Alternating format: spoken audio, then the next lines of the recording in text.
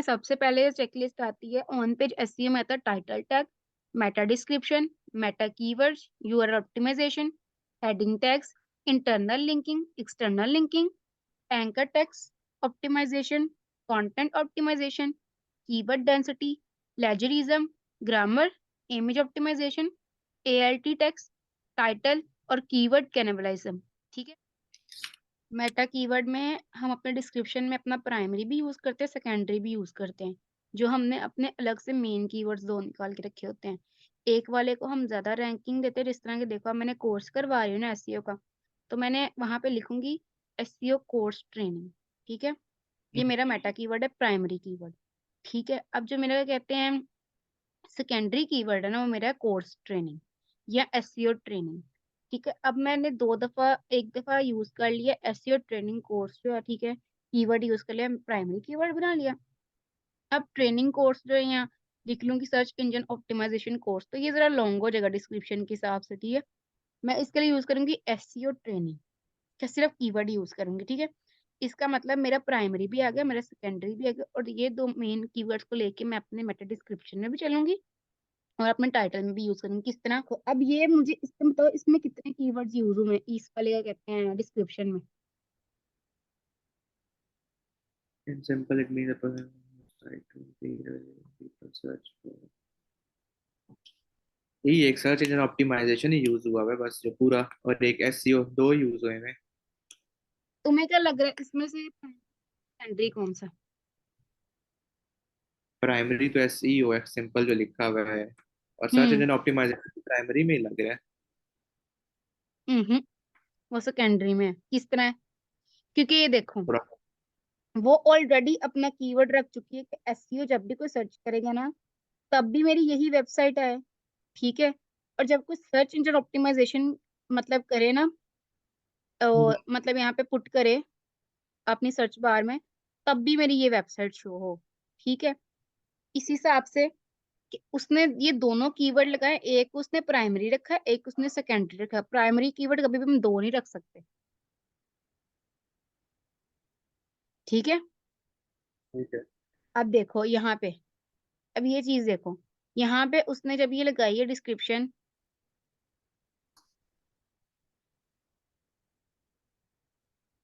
यहाँ पे उसने जब ये डिस्क्रिप्शन लगाई है, तो उसने यहाँ पे ये सोच के लगाई है कि जब कोई सर्च इंजन ऑप्टिमाइजेशन कर लिए ना, मतलब मैं पर सर्च करे तब भी मेरी ये वेबसाइट है, जब कोई नहीं भी करता ना तब भी मेरी ये वेबसाइट है। ठीक है, तो इसलिए हम ये दो चीजें यूज करते हैं, प्राइमरी और सेकेंडरी। ठीक है, ट्रांजैक्शनल कमर्शियल मैंने पहले बताया था, long tail short tail keywords हम तब यूज करते हैं जब उनकी नीड होती है। ठीक है, लेकिन ये जो मेटा कीवर्ड्स होते हैं ना, ये हमारे इंपॉर्टेंट कीवर्ड्स होते हैं। ठीक है, अब टाइटल टैग की समझ लगी, जो ब्लू चीज से हाईलाइट किया होता है, ये देखो, ये यूआरएल पढ़ा ना मैंने तुमको, ये देखो टाइटल टैग। अब इसमें मुझे सिर्फ इतना बताओ टाइटल टैग कौन सा है इसमें से, किस जगह पे? टाइटल टैग इनमें से कौन सा है। यही जो लिंक सा बना हुआ है, व्हाट इज एसईओ। इसे हम कहते हैं टाइटल टैग वो होता है जो क्लिकेबल लिंक होता है। ठीक है, कोई पूछे तो टाइटल टैग कौन सी चीज होती है, तुम लोगों ने ये बताना है कि जो गूगल पे या अदर सर्च इंजन पे जो क्लिकेबल लिंक होता है ना, इन दी एसईआरपी, वो हमारा है टाइटल टैग। ठीक है, ये क्या मैसेज है, मेरी आवाज नहीं आ रही। आ रही है। ये सुनैना को मेरी आवाज नहीं आ रही। अच्छा, सुनैना का ये मेरे देखो उसने को। लिखा भी है टाइटल चेंज्ड। ठीक है, पहले इसका टाइटल और था original title what is SEO search engine optimisation, अब उसका ये आ रहा है टाइटल चेंज। उसी टाइम गूगल जब भी हम टाइटल चेंज करेंगे ना, उसी टाइम गूगल हमें मेंशन करके बता देगा। अभी देखो number of extract keywords, how many times SEO used was the on page. ठीक है, ये इनकी सारी ये बताएगा। अब ये किस तरह मुझे पता लग रहे हैं, क्योंकि मैंने उबर सजेस्ट यहाँ से ऑन किया हुआ है। ठीक है, ठीक है। अब मुझे अब नेक्स्ट में मैं तुम्हें ये बताऊंगी कि टाइटल टैग जो है ना वो किस तरह मतलब ऑप्टिमाइज करते हैं। आज हम सिर्फ ये चेकलिस्ट डिस्कस करें। मेटा डिस्क्रिप्शन की समझ आ गई। मेटा डिस्क्रिप्शन क्या चीज होती है, मेटा डिस्क्रिप्शन वो चीज होती है जिसे हमें अपनी वेबसाइट को समराइज करके बताते हैं। ठीक है, अपनी वेबसाइट के वेब पेज को सिर्फ समराइज करके बताते हैं कि हमारे उस वेब पेज के अंदर क्या है। ठीक है, ये ओवरऑल अपनी वेबसाइट का एक छोटा सा समराइज करके इंट्रोडक्शन बताते हैं। ठीक है, क्या है मेटा डिस्क्रिप्शन? सबूत में आवाज आ रही है? जी मैम, ये अब ये बताया ना जो जिसके अंदर कीवर्ड्स हमने देखे थे, जिस तरह SEO stands for search engine optimisation, ये जो लिखा हुआ है ये मेटा डिस्क्रिप्शन आ रही है। हम्म। और कहते हैं बेसिकली जो मेटा डिस्क्रिप्शन होती है ना, हमने अपने पेज को समराइज करके बताना होता है। ठीक है, क्योंकि मेटा डिस्क्रिप्शन जो उसकी होती है लेंथ होती है 60 to 70 कैरेक्टर्स। ठीक है, हमने वो 60 to 70 कैरेक्टर्स में हमने अपनी वेबसाइट को सिर्फ एक्सप्लेन करके, उस वेबसाइट के वेब पेज को एक्सप्लेन करके बताना होता है कि इसमें क्या है। फॉर एग्जाम्पल जैसे मैं पाइथन कोर्स दे रही हूँ ना, ठीक है, पाइथन किसका कोर्स है? वेब डेवलपमेंट का। थोड़ा सा वेब डेवलपमेंट का इंट्रोडक्शन दूंगी, उसके बाद थोड़ा सा पाइथन का, और फिर स्टॉप कर दूंगी। ठीक है, यूआरएल ठीक ऑप्टिमाइजेशन, है। यूआरएल भी तुम्हें पता है क्या है? ठीक है, यूआरएल ये जो ऊपर है, ये देखो जी। हर वेबसाइट का यूआरएल इस तरह शो होता है, https.com। अब ये देखो, अगर किसी के साथ https नहीं लगाना तो उसका सिंपल, मैं तुम्हें यहाँ पे एग्जांपल देती हूँ। मेरी यहाँ पे एक वेबसाइट है, वेब कॉन्सेप्ट, दी वेब कॉन्सेप्ट, दी वेब कॉन्सेप्ट।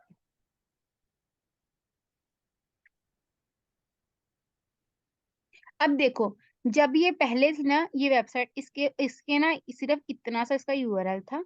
ठीक है, अब उसका यूआरएल एचटीटीपीएस से क्यों आ रहा है? क्योंकि अब वो उसने एसएल सर्टिफिकेट साथ मतलब ले लिया है गूगल से। ठीक है, सिक्योरिटी के लिए लगा है। सिक्योरिटी के लिए लगा लिया अपने के लिए। ठीक है, अब उसने ये बताया कि जो मेरी वेबसाइट है ना वो वेरीफाइड है।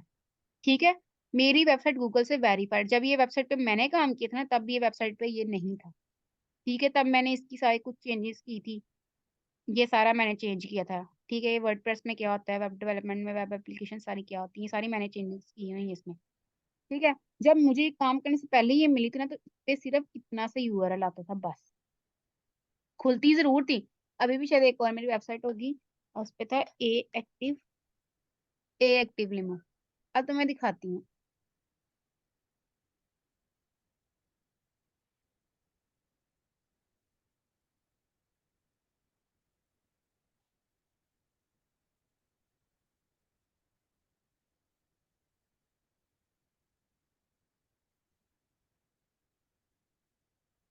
हेलो, मेरी आवाज आ रही है? जी मैम। ये देखो, अब इस वेबसाइट के ऊपर भी HTTPS आ गया है। जब ये वेबसाइट सिर्फ कहते हैं सिर्फ इतनी सी चीज के लिए वेरीफाई थी, डोमेन नेम करेगा ना तो वो कहते हैं डोमेन नेम से ये वाला पेज उसका ओपन हो जाएगा। ठीक है, लेकिन अब वो बकायदा जब इस पे काम किया गया अच्छे तरीके से, तो अब कोई भी जब इसका पूरा यूआरएल भी पुट करेगा ना तो भी इसका आएगा। ठीक है, अगर पूरा यूआरएल नहीं पुट करता, सिर्फ डोमेन नेम लिखता ना ए एक्टिव लिमो, तो तब भी ये देखो, तब भी यही वेबसाइट खुलेगी। ठीक है, मैंने सिर्फ ए एक्टिव लिमो टाइप किया है। ठीक है, लेकिन वो पूरा यूआरएल बता रहा है क्योंकि अब उसके साथ पूरा एसएल सर्टिफिकेट है इस वेबसाइट के ऊपर। समझ लगी इस बात की? ठीक है। और यूआरएल को बेसिकली हम कहते हैं परमालिंक।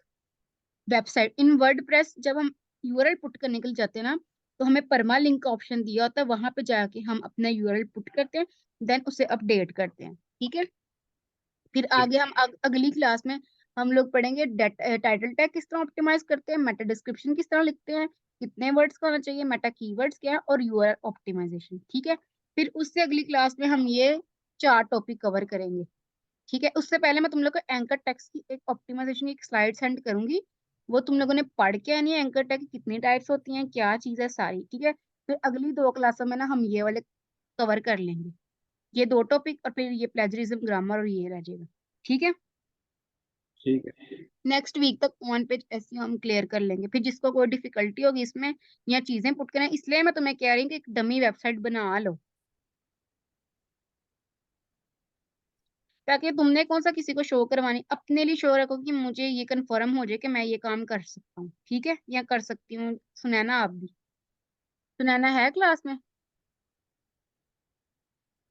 सुनैना मेरी आवाज आ रही है आपको? सुनैना मेरी आवाज आ रही यस है आपको? यस यस मैम, आ रही है आपकी आवाज।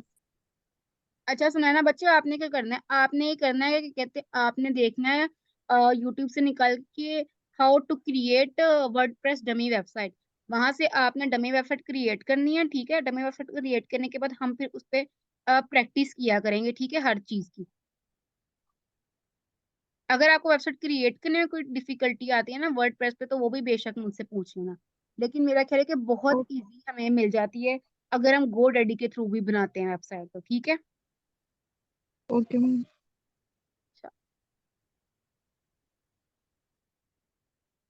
अब ये देखो, अब नेक्स्ट क्या, हेडिंग टैग्स क्या होता है, जिसमें हम H1 लगाते हैं, H2 लगाते हैं, H3 लगाते हैं, H4 लगाते हैं, H5 लगाते हैं, H6। फिक्स हेडिंग्स होती हैं हमारे कंटेंट में, ठीक है। अब देखो बेसिक क्या होता है, हमारा ये सेशन खत्म हो जाना है, ठीक है, 10 मिनट के बाद। तो उसके बाद दोबारा ज्वाइन कर लेना, ठीक है। सबूर और सुनैना ठीक सुन रहे हो है। आप? Okay ma'am. हाँ, ताकि ओके मैम। आज ये वाला टॉपिक खत्म करना है, ठीक है। जी। हेडिंग टैग ओके का मैम। सपोर्ट और सुनैना, आपको पता है जब हम क्या कहते हैं मतलब 6, 7, 8 क्लास में हम होता था, ऐसे लिखते थे बेकायदा। ऐसे में हम जी हेडिंग्स जी। देते कि देखो कायदे आजम कैसे उर्दू में हम लिखते हैं, कायदे आजम की पैदाइश, उनके कारनामे, ठीक है, सारे लिखते हैं, ठीक है। फिर उन्होंने क्या किया, क्या कहते हैं, कौम को किस तरह उन्होंने रूनुमा किया, ठीक है। सारी सारी हेडिंग बना बना के हम 10 से 15 हेडिंग बनाते थे अपने ऐसे की, ठीक है। कि हमारा जो जी ऐसे है ना एक ऑप्टिमाइज वे में आ जाए, ठीक है। अब ये देखो कायदे आज़म के बाद हम फौरन उनकी ये कहते हैं, जहाँ पे कहते हैं उनकी पैदाइश नहीं, उनकी वफात तो नहीं ना लिख सकते, या लिख सकते हैं? जी। नहीं। आखिर हम उनके बारे में कुछ एक्सप्लेन करेंगे, सारी चीज एक्सप्लेन करने के बाद उन्होंने क्या क्या किया, उनकी लाइफ कैसे चली, कहाँ कहाँ उन्होंने पढ़ा, क्या उनके फादर का क्या काम करते थे, ये सारी पूरी हिस्ट्री को डिस्कस करेंगे, देन हम बताएंगे कि उनकी वफात हुई, ठीक है। ये होती है एक ऑप्टिमाइज वे। इसी तरह ही हम वेबसाइट के जब कंटेंट लिखते हैं ना, तो अपने कंटेंट राइटर से सबूर वही बात मैं तुम्हें बताने लगी जो तुमने पहले मुझसे सवाल किया था। कंटेंट जो हम लिखते हैं, हम कंटेंट राइटर को बताते हैं कि हमारा कंटेंट एक पूरी ऑप्टिमाइज वे में होना चाहिए, ठीक है। और हेडिंग टू हेडिंग होना चाहिए। देखो अब मैं कितने कोर्स प्रोवाइड कर रही हूँ, मैं एसईओ कोर्स प्रोवाइड कर रही हूँ, मैं वेब डेवलपमेंट का कोर्स प्रोवाइड कर रही हूँ, मैं वेब का कह रहे हैं, मैं वेब एप्लीकेशन प्रोवाइड कर रही हूँ, ऐप डेवलपमेंट, ठीक है। ये सारे कोर्सेज मैं प्रोवाइड कर रही हूँ, ठीक है। अब ये तो नहीं कि एसईओ का इंट्रोडक्शन लिखने के बाद फौरन वेब डेवलपमेंट का शुरू कर दे, ऐसे बिल्कुल भी नहीं करना, ठीक है। कंटेंट दिखाते, अगर मेरे पास यहाँ पड़ा होगा कंटेंट, स्क्रीन शेयर करती हूँ दोबारा से, यही इसका मसला है।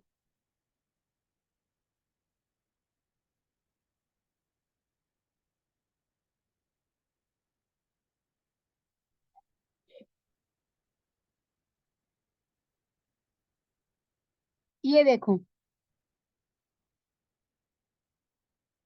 स्क्रीन शो हो रही है,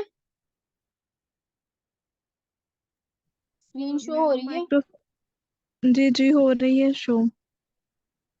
अच्छा ये देखो, अभी मैं आप लोग को यही दिखाने लगी थी।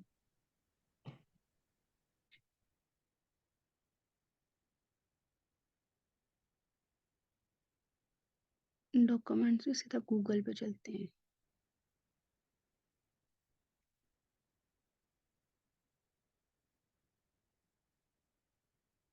गूगल,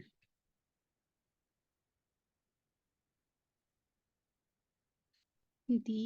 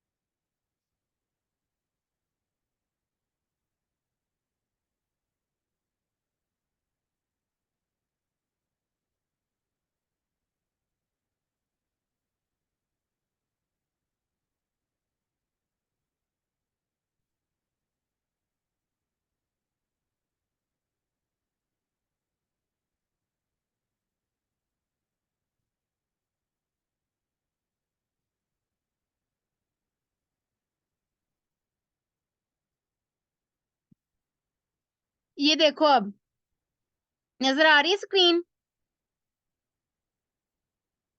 सबूत स्क्रीन शो हो रही है? Yes ma'am. ये देखो, अब उसने एक ऑप्टिमाइज वे में लिखा हुआ है, मैंने सिर्फ क्या लिखा, मैंने लिखा डिफरेंस बिटवीन बाउंस रेट और डुअल टाइम। ठीक है, अब उसने पूरी एक ऑप्टिमाइज वे में मुझे बताया पहले बाउंस रेट क्या है, ठीक है, गुड बाउंस रेट कौन सा है, बैड बाउंस रेट कौन सा है। अगर वो फौरन से बाउंस रेट लिख के डुअल टाइम को शो कर देता है ना, तो उसका कंटेंट बिल्कुल बेकार है, और कभी भी उस कंटेंट से जो है ना, कहते हैं पब्लिक जो है ना वो इम्प्रेस नहीं होगी। इसलिए देखो, उसकी H1 हेडिंग है बाउंस रेट, ठीक है, उसने H1 हेडिंग एक्सप्लेन की है। H2 उसकी हेडिंग है गुड बाउंस रेट, ठीक है, फिर उसने गुड बाउंस रेट बताया है।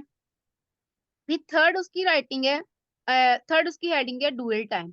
अब उसको पता है कि उसका बाउंस रेट पर टॉपिक खत्म होगा, डुअल टाइम शुरू हो गया। फोर्थ उसकी हेडिंग है रैंकिंग सिग्नल। 5 6 7, 5 6 7, ये बाकी उसकी 6 वाली हेडिंग है, और 6 ही हेडिंग होती है पूरे कंटेंट के अंदर, समझ लगी? H1 to H6 हमारे जितनी भी हैं, वो सारे हमारे हेडिंग टैग्स होते हैं। हमने हमेशा अपनी वेबसाइट को, हमने अपने कंटेंट से कहना है कि हमें एक ऑप्टिमाइज वे में विद हेडिंग टैग्स हमें अपना पूरा कंटेंट चाहिए।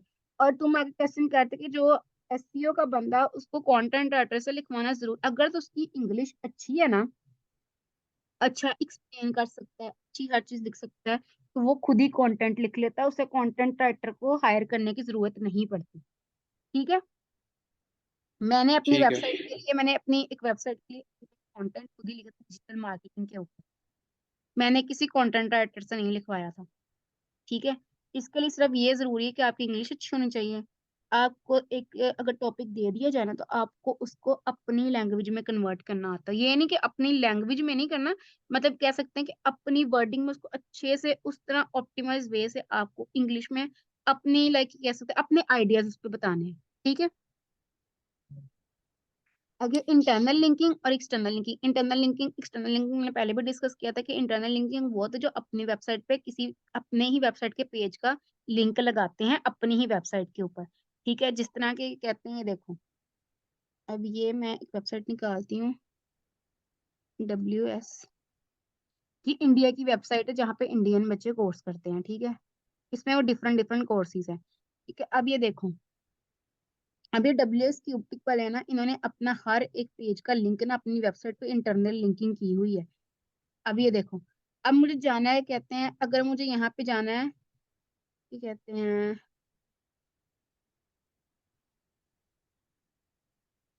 ये देखो इनकी इंटरनल लिंकिंग क्या है। इनकी इंटरनल लिंकिंग है, ये देखो उन्होंने अपनी वेबसाइट पे लिखा classroom training in Jodhpur.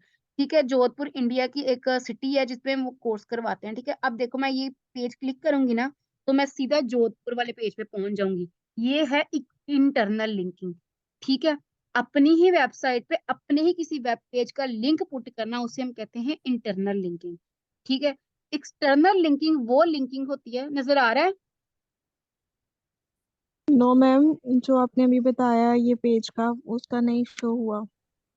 Internal linking का बताया ना आपने, कि वो पेज पे मैं जब अब हम हो रहा है? जाएंगे तो। जी जी, अब हो रहा है।